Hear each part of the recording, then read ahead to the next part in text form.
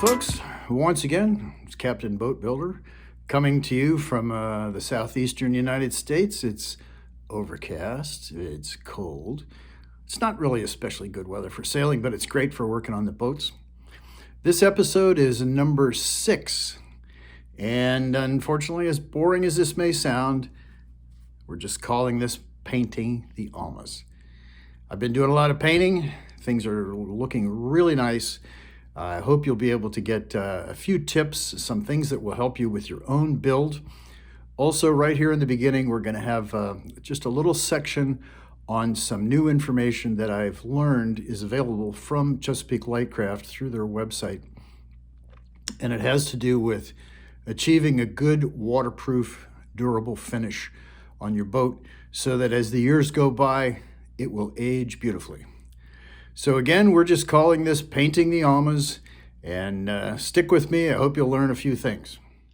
I'd just like to draw your attention to something I read recently from Chesapeake Lightcraft that was very, very helpful to me, and it showed me a lot about what happens to epoxy as it deteriorates and what can happen to traditional varnish as it deteriorates. And it's a fairly long article. There's lots of pictures, and I think it'll give you an idea of the importance of establishing a very good waterproof finish on your boat. So what these articles are entitled is, it's called What Happens When Stitch and Glue Boats Get Old. And I wanted to show you how to find it. It's a 2-part thing, and I think you would enjoy it. So on the homepage here, first just go to the search bar, the search icon, and I'll show you what to type in. So here's the search page on the Chesapeake Lightcraft site. And what you're looking for is what happens when stitch and glue boats get old. Part 1 and part 2. And we'll click on that and I'll show you what it looks like. So here's the search results page, and you can see where we've found it. Here it is. We'll click on this, and it starts the article. And what I wanted to show you is this is, it may take you to part 2 instead of part 1, but you do want to start here with part 1. And this is what part 1 looks like. And this is an example of what happens. But anyhow, the article just goes on and on and on, and it gives many, many examples of how things deteriorate, and it'll help you with your build. So if you're interested in this, if you're interested in the long term maintenance and requirements of these boats, I think you'll find this good reading. It's long, but it's interesting. So I hope you enjoy that. Well, folks, this is coat number 3 of the white paint on the AMAS. This particular paint, as I mentioned before, is a little bit unique in that if you do it within the prescribed time period, you can recoat without sanding at all, which definitely speeds up the process. This was done with a foam brush. Again, this is coat number 3. I am going to add one more coat, because since this paint is a little on the thin side, there are a few places where I'm not sure I have complete coverage. So I will be adding a 4th coat. I'll be doing that tomorrow. And again, the painting just gets easier and easier because there's no sanding required. This was painted about a half an hour ago. And if you get the glare just right, you can just start to see some of the marks from the foam brush, which I used as carefully as I could. A lot of these are going to disappear as the paint sets up. I've mentioned this before, but I have my own little theory about why this paint flows out and dries so smoothly. I think, and I'm not sure, I think all paints do this to a certain extent, but I think they've engineered this paint a little bit differently. And I'm convinced, I can't seem to get any definite information on this, but I'm convinced that this paint actually shrinks just a little bit when it dries. And through the shrinkage, it helps to pull out the marks from the foam brush and just a few irregularities in the stroke. So I think that's why we get such a good finish. And this, I just finished this third coat, and you'll see maybe a little bit, I'm gonna do one more, as I said, but by tomorrow it should be even flatter. And as you can see, the gloss is excellent. Well, I'm just about finished with the painting here on the AMAS. The underside, the part you can't see, it's finished. And now finishing up here with the blue on the top strake. And one thing that I did want to point out, I know this painting stuff is boring and you guys obviously have done a lot of painting, but with this top lack, this new paint from Interlocks, what I'm finding is, as I've said before, the paint is relatively thin. It does seem to lay out pretty well. This is a fresh coat here, and you can see there are just some little streaks. That's from the foam brush. A lot of those are going to lay out and disappear. But what I did discover is that when you do your final sanding, because this paint is relatively thin, if you use 220 paper, the scratches from the sandpaper are going to show through the paint unless you go to 4 coats. And I found that I got much better results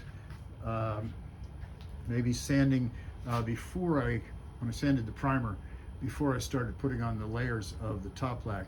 I got much better results when I finished it up with 400 paper.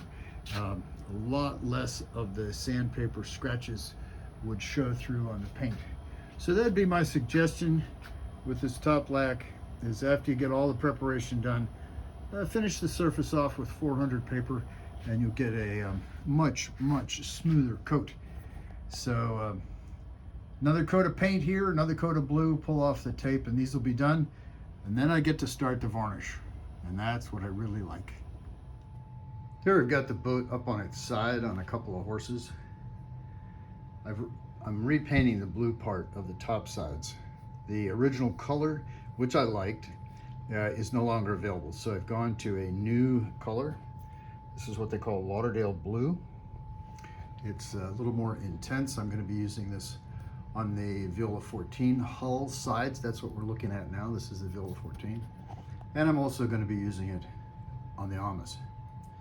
But this paint was put on with a wide foam brush, and you can see that it's laid out pretty well. You can see just some of the marks from the foam brush, and unfortunately there's a little dust in it.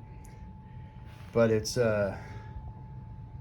very smooth. It was easy to do, and we have a brilliant color. So this is what I'm going to be using on the boat.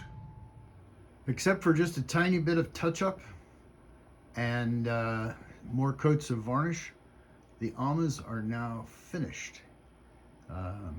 Very pleased with the way they've turned out. One thing I am working on is I've noticed that the color of the wood, the deck material, it's not quite as dark as the color of the Viola 14 deck. I'm using this Interlux Schooner varnish, and I think this is 3 or 4 coats. I've actually kind of lost track. I just keep applying it, but I think it's 3 or 4 coats. And if you can look at the color of the deck, try to keep the wood color in mind. I'll show you the color of the Viola 14. Now it's different lighting, so it's not going to quite look the same, but to my eye the Viola 14 is a bit darker. Now this is about 8 coats of varnish, so I think there's a possibility that as I add more coats of varnish to the AMAS, that the color will be closer. I'm hoping to get a good match on this. But anyhow, the AMAS are finished. I do have to drill some holes in the top of these bulkheads for the ACAs, the connecting points, and I'll be moving on to the next project, which is the ACAs. Just one last shot here to show you the color scheme and the relationship of the AMAS. This is the port AMA to the main hull, and as you can tell by the fact that I keep photographing this, as you can tell, I'm quite proud of it. I think it looks great.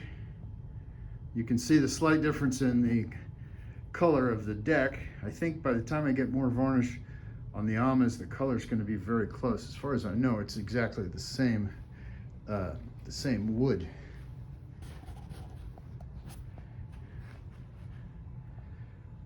But anyhow, this is what the hulls are going to look like when they're together, except that the AMAS are going to be about another at least 3 feet out from the side of the main hull. So as I look at the new color on the top sides here of the Viola 14, again, this is Interlux. This is their new color called Lauderdale Blue. And again, it's not the original color. I had to paint that over, but it's brighter, it's more intense. I'm starting to really like it. But what I've realized is that, you know, the joke up at the sailing club with painting especially is what they call the 5-foot rule. In other words, when you're back 5 feet, that's about where I am right now. When you're back 5 feet, the paint job looks perfect. You cannot see any imperfections. So I've got the hull painted, I'm happy with the color. And again, I wanted to show you, I'm still working on the AMAS in here. You can see the paint on the AMAS underneath the glare of the overhead lights, which is pretty tough on evaluating the paint. Any little imperfection shows up. So here, what I'm trying to do is I'm trying to go past the 5-foot rule, and I'm trying to go to the 5-inch rule. And so my goal is to try and make the paint look almost perfect 5 inches from the surface. And you can see there are a few imperfections. I think as much as I've worked on it, I think this is about as close as I'm going to get to perfection on the 5-inch rule, but I do like it quite a bit. So whether you want to do the 5-foot rule or the 5-inch rule, doesn't really matter. You're going to have a great time doing it and a great time sailing. This is my experimental second coat on the Dagger board, and I've done this with a small foam roller that I bought at Home Depot and the paint, and I was very careful not to work the paint too much. I rolled it on in 2 different directions, got it nice and even, and tried not to get it too thick. And you can see here from the picture, you can see that there's orange peel in the surface right now, but it's still wet. And so what I'm wondering is, depending on how this paint lays out, this is completely flat work. So I want to see if I get a smoother surface using this small roller than I do with the foam brush. So tomorrow I'll have some more footage of this, and we'll see how much of this orange peel has pulled itself out. This is the other side of the Dagger board. I've been experimenting with finishes.